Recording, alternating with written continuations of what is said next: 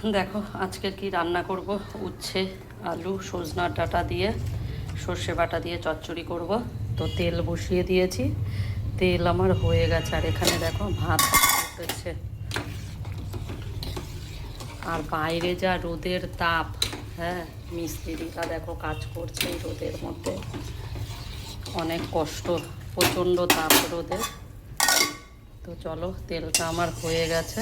আর তেলের মধ্যে আমি সজনা ডাঁটা উচ্ছে আর আলুটা দিয়ে দিই।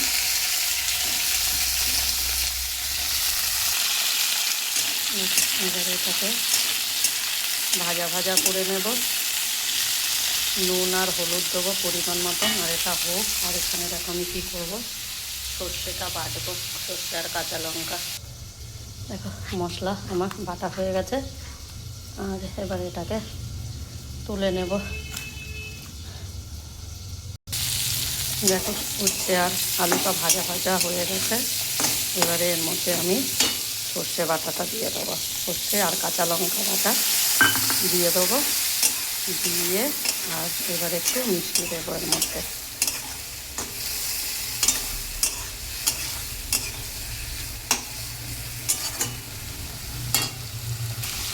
দেখো একটু মিষ্টিও দিয়ে দিয়েছি।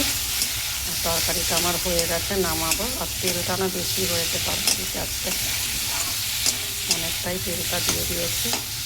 আর এরপরে কী করবো বলো তো, পাঁচ শাক ভাজা করবো। দেখো কড়াইতে তেল দিয়ে দিয়েছি, কালো জিরে দিয়ে দিয়েছি, রসুন বাটা আর কাঁচা লঙ্কা। তো ভাজা ভাজা করে নিয়ে শাকটা দেব।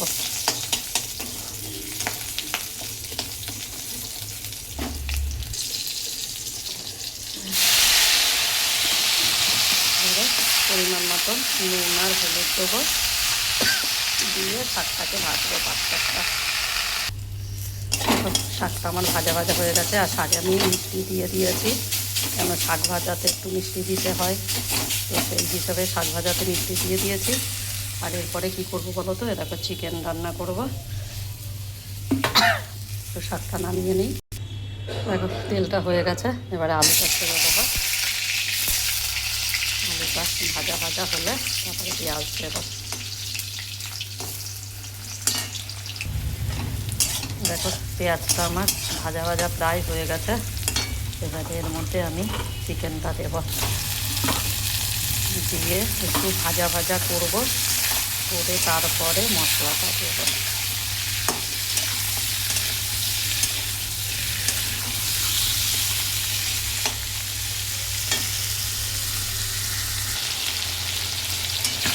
চিকেনটা আমার ভাজা ভাজা হয়ে গেছে।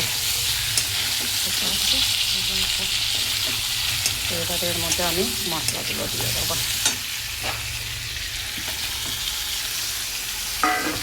আদা বাটা, রসুন বাটা, টমেটো, আলু সবই দিয়ে দিয়েছি। এবারে এর মধ্যে নুন দেবো, হলুদ দেবো আর লঙ্কার গুঁড়ো দেবো। দেখো চিকেনের কালারটা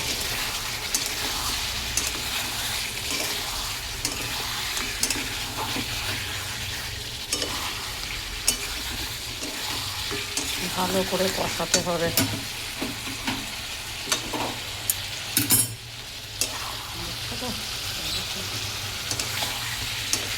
কষিয়ে নিই, তারপরে জল দেবো।